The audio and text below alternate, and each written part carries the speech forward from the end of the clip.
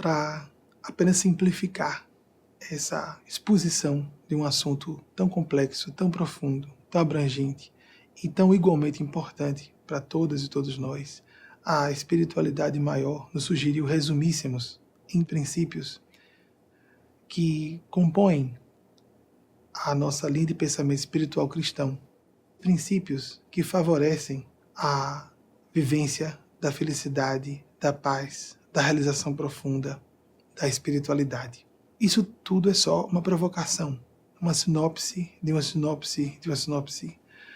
Eu sugiro que as pessoas todas, nós sugerimos, eu e os nossos amigos espirituais, consultem o nosso acervo eletrônico no site, que é mais fácil a pessoa encontrar os desdobramentos, os desenvolvimentos desses raciocínios e outros assuntos que não vão estar inclusos nessa experiência que nós esperamos não seja um resumo no sentido de simplismo, de simplificar destrutivamente, que não seja um apanhado simplório, que não incorramos em reducionismo, uma falha, um vício muito comum na nossa cultura, pelo princípio da educação, instrução formal que nós temos, de cunho muito científico.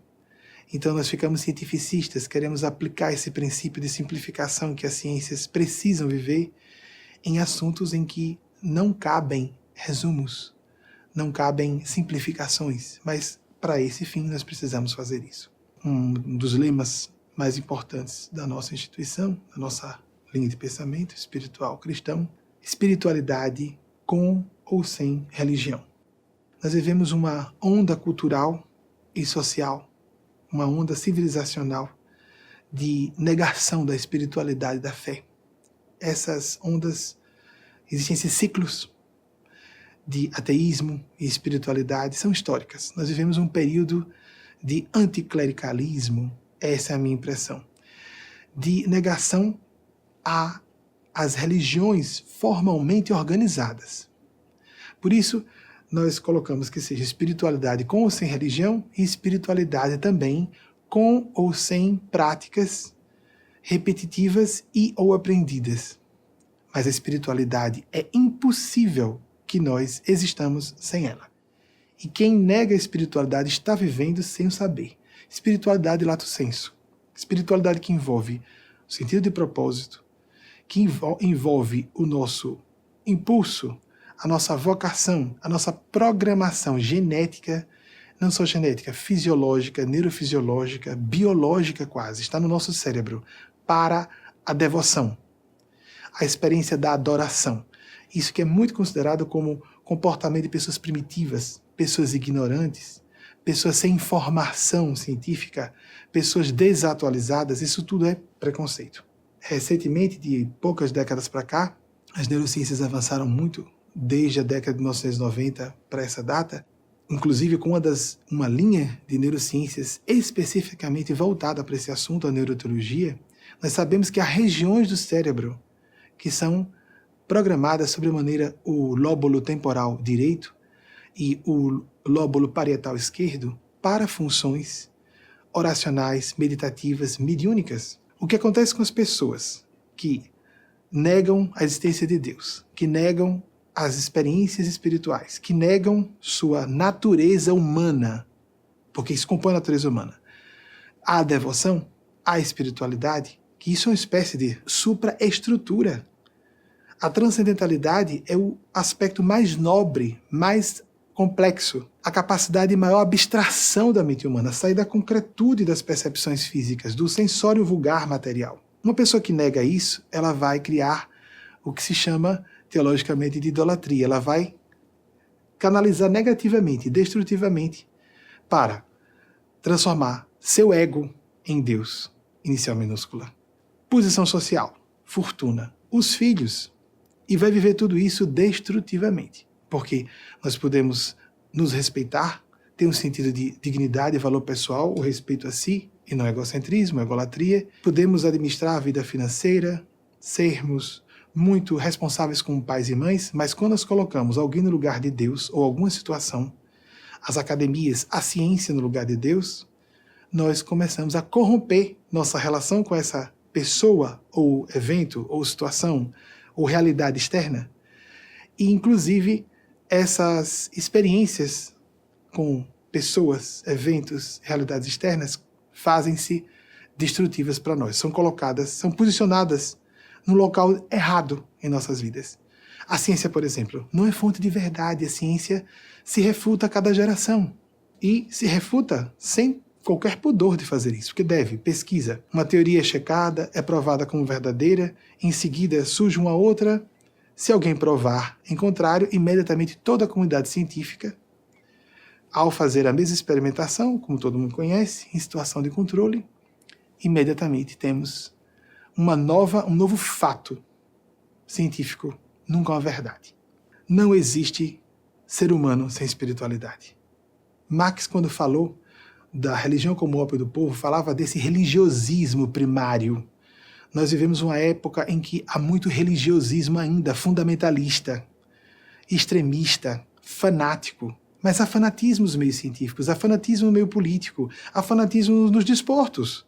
Há pessoas apaixonadas por certos times de futebol, pessoas apaixonadas por seus filhos. Tem uma relação, de novo, deturpada com os filhos, se for uma relação com muita emoção. E por isso não pode haver felicidade. A palavra que nós utilizamos em nossa organização, das origens etimológicas consideradas pelos filólogos, uma das mais prováveis para a palavra felicidade, que é muito parecida em outros idiomas neolatinos e que existe em português, é uma expressão latina felicitas, fé legítima, a fé verdadeira. Não crença, quem crê, descrê.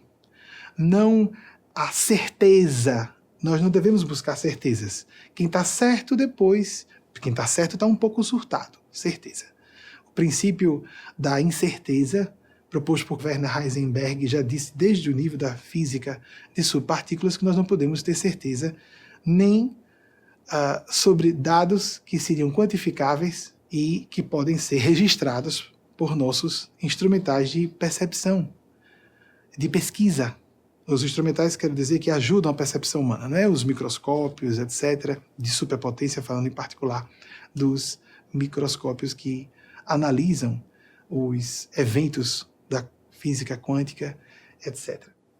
O extraordinário do fenômeno espiritual, embora tivesse origem numa família católica, e aos 17 anos me convertesse ao espiritismo kardecista, e logo após completar 38 anos, em 2008, em dezembro, nós desligássemos também, com todo respeito, tanto a Igreja Católica como o movimento espírita, de qualquer definição religio-filosófica convencional, porque há diferenças, ficou muito claro com o tempo que há diferenças muito fortes em nossa escola de pensamento, ou corrente de pensamento, das religiões convencionais. E uma coisa que sempre me chamou a atenção quando eu comecei a pesquisar o assunto, porque o assunto me interessava desde a infância, é que eu não queria ter a confirmação de minhas ilusões, ou o meu desejo de que fosse verdade, porque é maravilhoso imaginar que somos imortais para a maior parte das pessoas. Algumas preferem acabar tudo porque a consciência está muito em culpa, etc. Mas, normalmente, as pessoas imaginam que seria interessante reencontrar seus entes queridos, mais do que só viver depois da morte, é sermos perfectíveis, estamos em processo de evolução. E desde que nós começamos a pesquisar, fomos descobrindo várias disciplinas de conhecimento, e já quando lançamos o programa, em 1994, naquele mesmo ano, dedicamos vários episódios para desenvolver. No início da história do programa, a gente desenvolvia um tema, depois respondia perguntas que chegavam ao vivo. Era sempre assim, sempre houve esse caráter de espontaneidade, de interação ao vivo com as pessoas. Mas eu desenvolvi um tema antes, levei vários desses campos de estudo. São numerosas disciplinas do saber, todas ratificando, dando base, lastreando, o que não é uma fantasia de pessoas imaginosas ou supersticiosas. Isso é de uma arrogância de quem acusa espiritualistas, pessoas que se dedicam ao assunto. Considerar que sejam pessoas desinformadas ou pouco inteligentes é um sinal de presunção e pouca inteligência dessas pessoas. É melhor que elas se informem antes. O que nós vemos com frequência é que, por exemplo, nós costumamos ver um médico atacar ou fazer apontamentos científicos, racionais, culturais sobre magistratura, ou um físico falar de psicologia, ou um psicólogo vir falar sobre física avançada, de subpartículas ou física astrofísica. Isso nós vemos em assunto religioso e espiritual. Pessoas que não têm conhecimentos aprofundados de teologia, pessoas que não conhecem de todas as disciplinas, que vou citar algumas que estudamos e apresentamos várias vezes no correr desses, já só da parte pública do nosso trabalho, quando gravamos aqui em julho de 2016, já estamos há 26 anos. Começamos publicando artigos em 94, 90 nós começamos publicando artigos da imprensa, em 94 começamos com um trabalho de TV. As palestras, fossem radiofonadas ou ao vivo, presencialmente, desde 91. Nós temos mais de um quarto de século só na parte pública do trabalho. E nós não vimos uma argumentação sólida, sustentável. Nós vemos leviandade. Pessoas que... Sou um grande biólogo e falo sobre espiritualidade. Sou um grande físico e falo sobre espiritualidade. Há grandes biólogos, físicos, psicólogos que têm a sensatez de perceber que eles não podem contestar se não se aprofundarem naquela área de conhecimento, naquela disciplina de conhecimento, para então poderem apresentar suas argumentações. A tanatologia, os estudos de experiência de quase morte. Quantas pessoas passaram por experiências de quase morte? Porque a gente não pode falar de espiritualidade sem falar de imortalidade.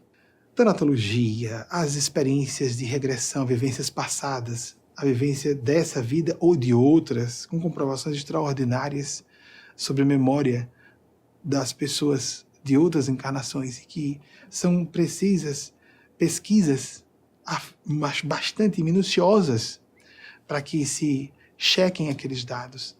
Os estudos mediúnicos, eu sugiro que as pessoas pesquisem isso, os relatórios sobre pesquisas mediúnicas de grandes médiuns.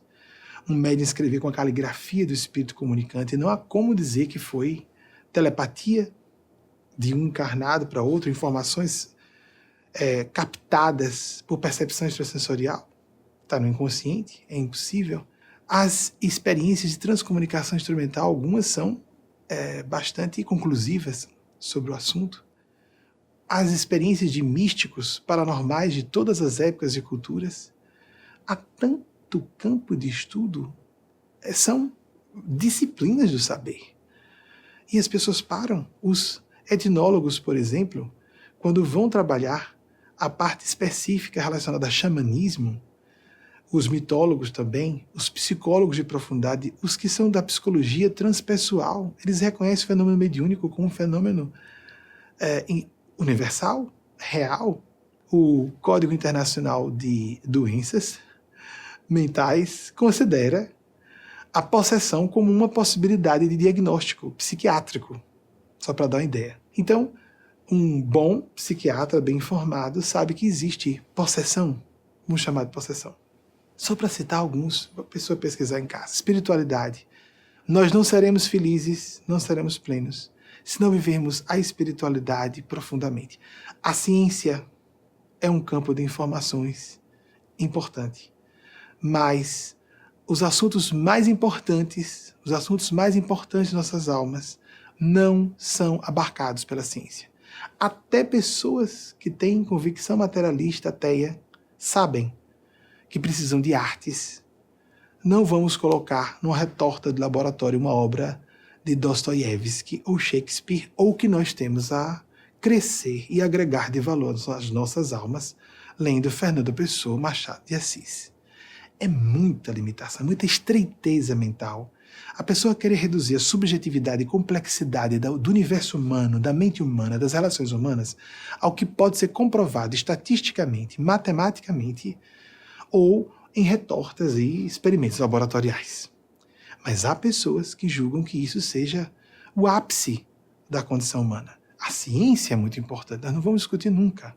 Mas a mente humana, a consciência humana, a existência humana não se submetem aos esquemas extremamente limitados da ciência, porque a ciência precisa se limitar. É função da ciência buscar ser objetiva, factual, mas não para produzir factoides, para que nós tenhamos condições de ter menos deslumbramentos com as experiências subjetivas demais do âmbito psicológico, místico e espiritual. Mas é um âmbito de realidade que é o fundamental. A física quântica, ela mesma diz que é um dos campos de ciência que alimentam hoje a boa espiritualidade, o conhecimento, o domínio da boa espiritualidade, que estamos todos baseados num grande campo subjacente de informação, um campo latente mas pujante de consciência. Podemos chamar de consciência. Autores da física quântica que chamaram esse mar de espiritualidade e consciência como um piso fundamental da realidade. Carl Gustav Jung, o psiquiatra suíço famosíssimo, que nós muito seguimos em nossa escola de pensamento, entre outros grandes autores, falou que a realidade psíquica é a fundamental. Porque tudo que nós captamos no mundo externo, isso do toco logo existe, né, desapareceu completamente. Einstein falou que o materialismo desapareceu, Albert Einstein, que o materialismo desapareceu por ausência, por desaparecimento desse objeto de estudo, objeto fundamental, a matéria. Matéria convertida em energia, matéria e energia estando submetidas aos princípios dessa entidade espaço-tempo. E há pessoas que querem acreditar porque tocaram, porque viram. Isso é muito limitado. Isso lembra uma criança que acha que só existe alguma coisa se ela mesma vir pessoalmente, com os olhos dela. Assim não somos uma sociedade de cultura, não é uma pessoa com capacidade de abstrair-se só isso, dos 5 sentidos. Nós vemos com a mente, nós vemos com o intelecto, existe história. Nós só vamos acreditar que existe uma personagem histórica se nós cumprimentamos o indivíduo pessoalmente. Apertei a mão da Bonaparte, logo sei que ele existiu. Só acredito que existam naves espaciais, como nós já temos hoje, as nossas pequenas naves, simples ainda, de pesquisa espacial. Se eu for lá ver aquela bólide que está ali fazendo checagens no terreno, na superfície de Marte, se eu não vir pessoalmente com os meus olhos, eu não acredito. Somos tão limitados assim. Mas por que fazemos isso para a espiritualidade, para os assuntos tão avançados, de gênios, criadores de civilização, como Siddhartha Gautama Buda, como Lao Tse, como Jesus Cristo? Nós realmente achamos que essas pessoas, porque viveram em outro tempo, tinham mentes primárias para se deixar enganar, porque havia ateus e materialistas naquela época. Havia pessoas, por exemplo, havia a classe dos saduceus, os saduceus eram materialistas, eles achavam que a fé existia para premiá-los nesta vida física. Naquela época já existiam essas mentes, para a época bem elaboradas, muito avançadas, que conseguiam negar um instinto natural à devoção. Como pessoas negam o instinto ao sexo, e a gente acha que a pessoa tem um problema se ela nega o seu instinto. Mas por que negar o instinto a Deus e a espiritualidade? Não importa o nome que se dê, a Deus e a espiritualidade. E sempre existiu. Vamos achar que criadores de civilizações, esses homens estão um nível de genialidade acima de simplesmente um gênio científico, um gênio filosófico, ou inteligências vulgares como nós aqui.